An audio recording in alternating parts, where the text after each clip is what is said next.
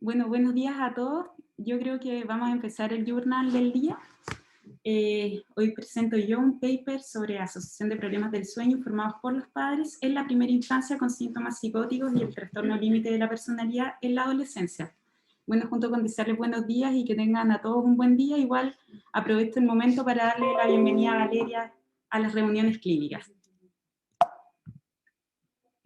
Bueno, este es el paper y la revista en la que lo encontré está publicado online y está disponible, digamos, para leerlo de forma gratuita.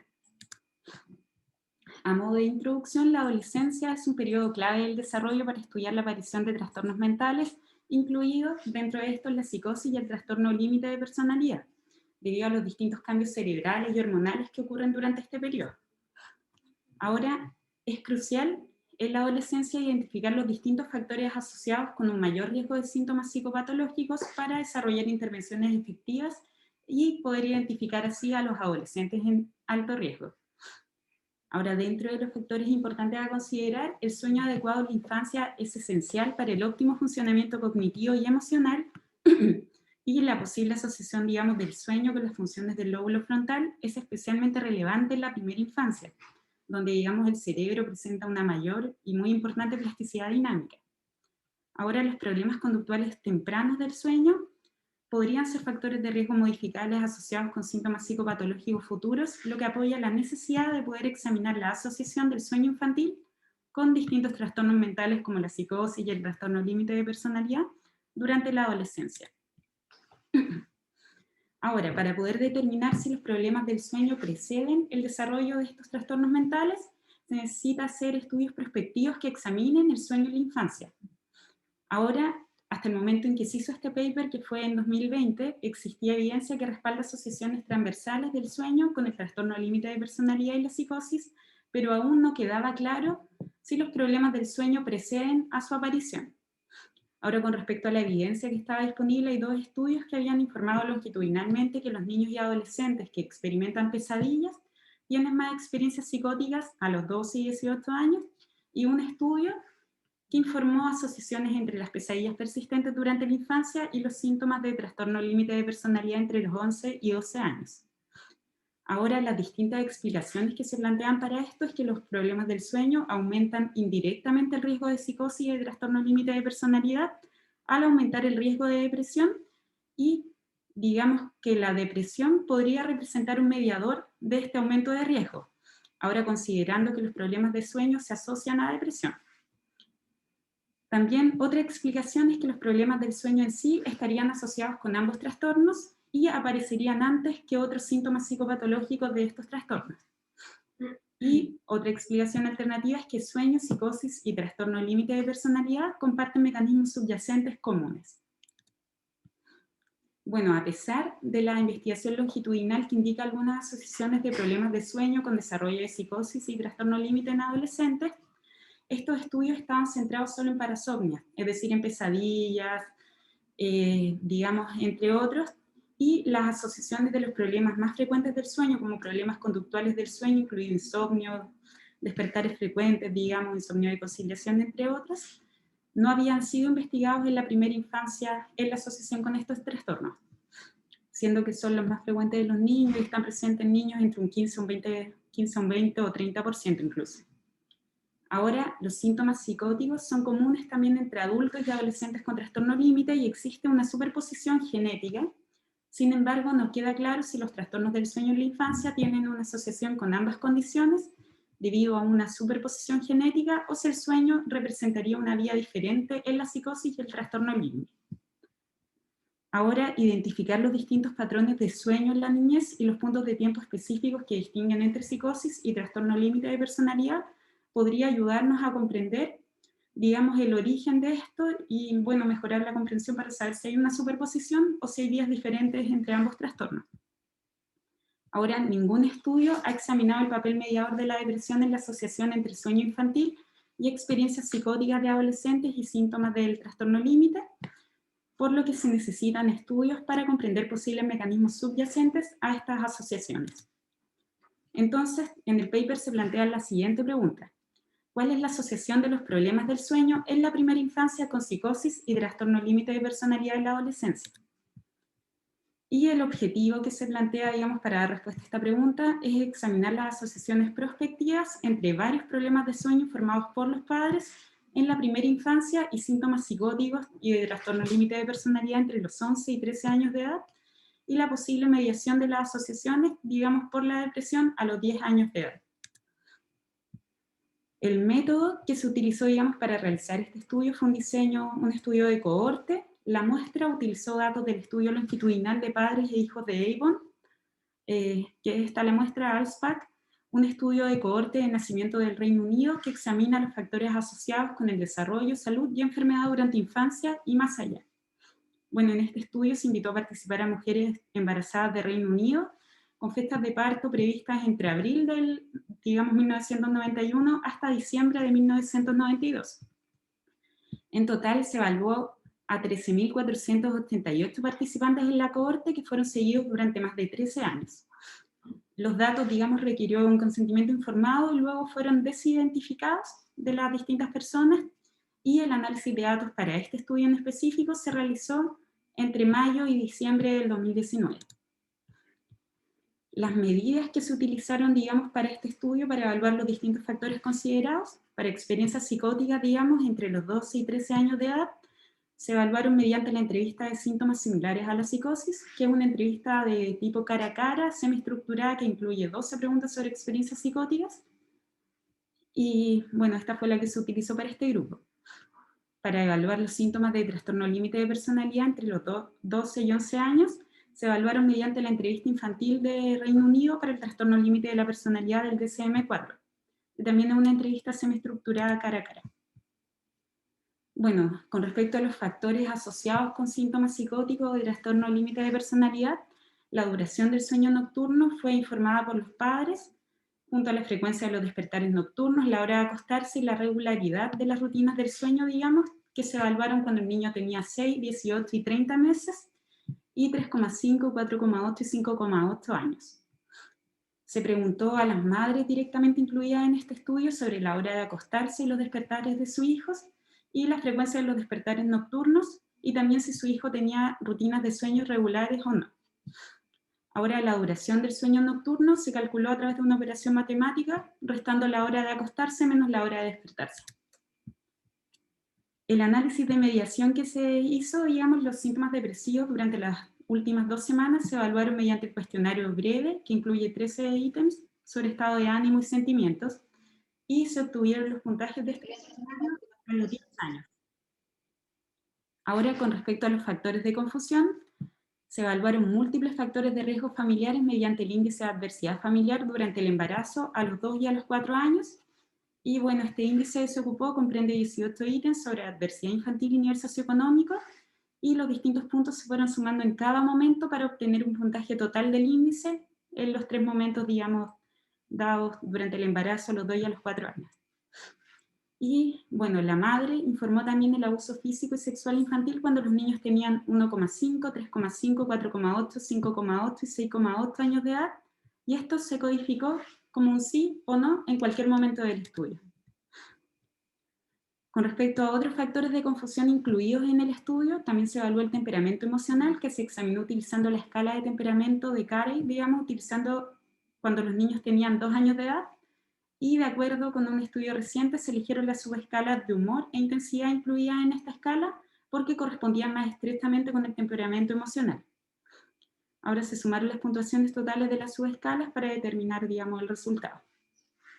Y además se incluyeron como otros factores de conclusión el sexo del niño, la prematuridad, la edad de la madre cuando nació, y digamos, en general todas las covariables incluidas en el estudio fueron seleccionadas en base a asociaciones directas, digamos, con los principales resultados esperados para este estudio y basado en lo que se ha visto en estudios previos.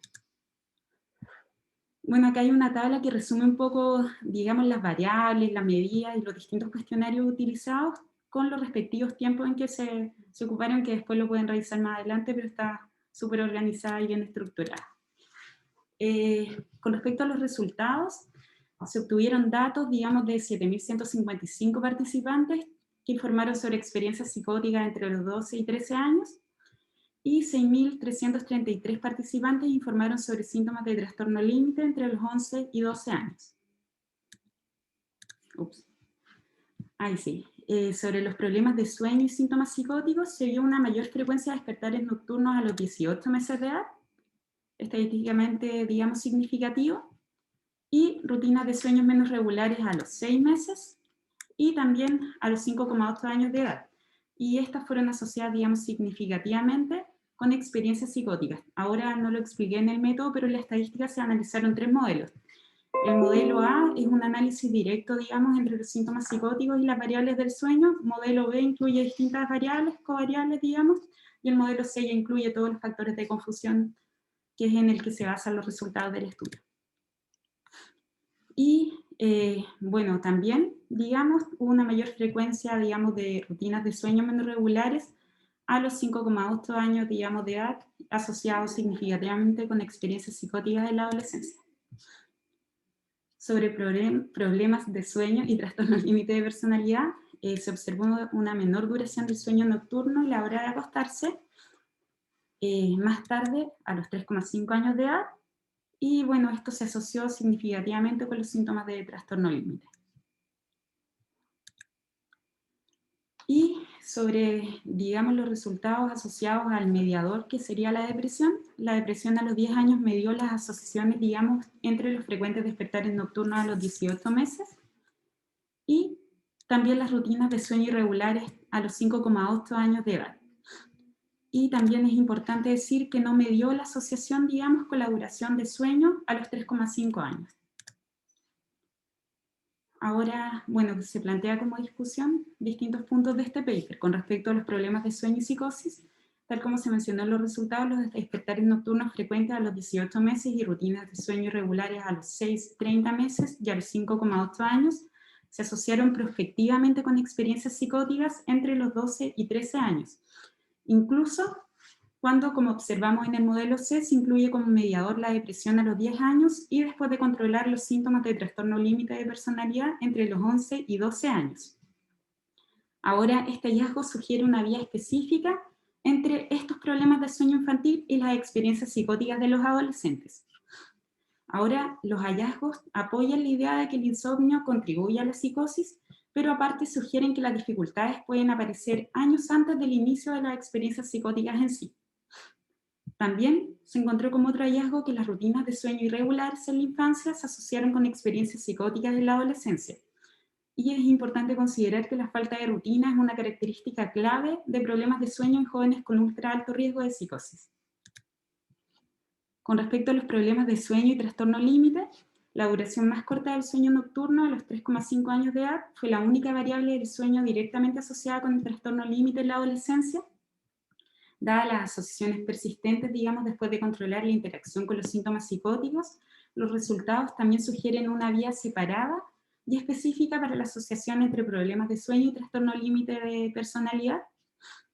Importante considerar que un estudio anterior encontró que las pesadillas y parasomnias persistentes de la infancia se asociaron de forma independiente con los síntomas de trastorno límite entre los 11 y 12 años, y este es el primer estudio, digamos, que reporta una asociación independiente entre el sueño corto en niños en edad preescolar y los síntomas del trastorno límite en adolescentes.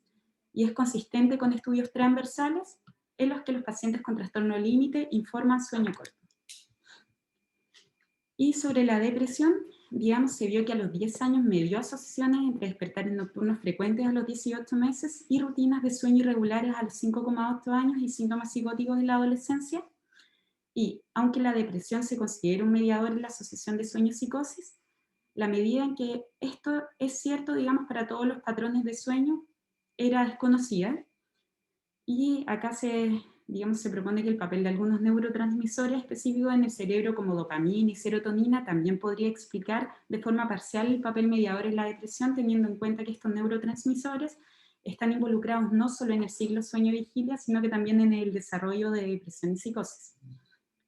Y bueno, dentro también de la depresión como factor mediador, a los 10 años se vio que no medió la asociación entre el sueño nocturno corto a los 3,5 años de edad y posteriores síntomas de trastorno límite.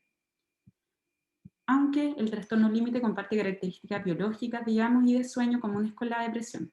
Ahora este hallazgo apoya la especificidad, digamos, de las vías de asociación entre sueño y trastorno límite y sueño y psicosis. Ahora, el sueño más corto en niños se asoció prospectivamente con síntomas de trastorno límite y se vio que el ritmo circadiano alterado podría estar asociado con síntomas posteriores al trastorno límite. Pero ahora este resultado y esta, digamos, como conclusión debe interpretarse con cautela, porque hay alteraciones circadianas que se observan comúnmente en pacientes con depresión, por lo que la depresión podría jugar un papel importante. Otra explicación para esto podría ser que otros factores median esta asociación, como por ejemplo la desregulación emocional. Y bueno, es importante decir que los análisis indican cierta especificidad entre la dificultad particular para dormir temprano y los síntomas psicopatológicos posteriores. Y este hallazgo podría tener implicaciones importantes para ayudar a los médicos a identificar a niños que podrían tener un mayor riesgo de experimentar experiencias psicóticas o síntomas de trastorno límite en la adolescencia y potencialmente, digamos, con el tiempo conducir al diseño de intervenciones para prevenir de esta forma o atenuar estos trastornos mentales. Bueno, dentro de las fortalezas y limitaciones de este estudio, como fortaleza, se utilizaron datos de una gran cohorte prospectiva.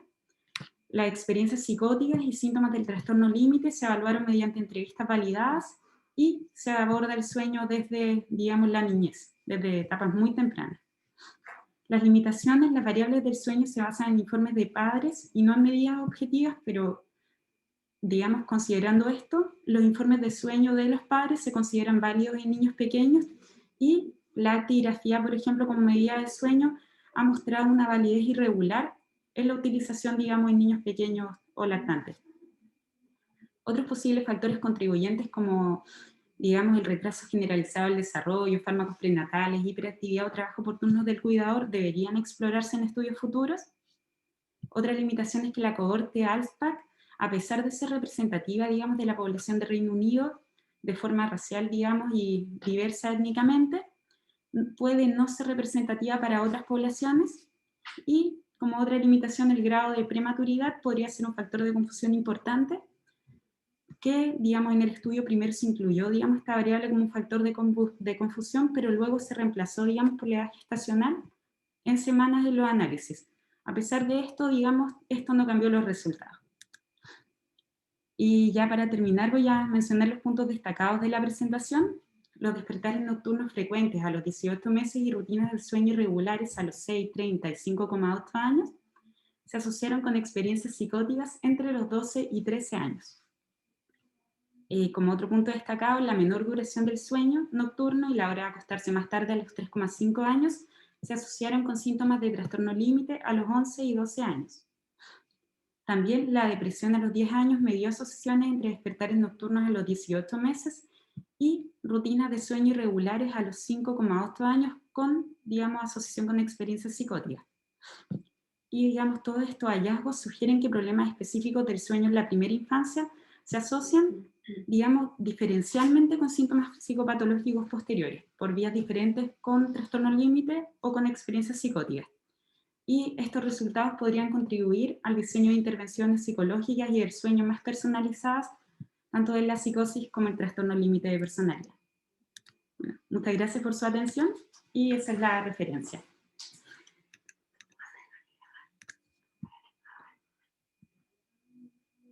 A ver.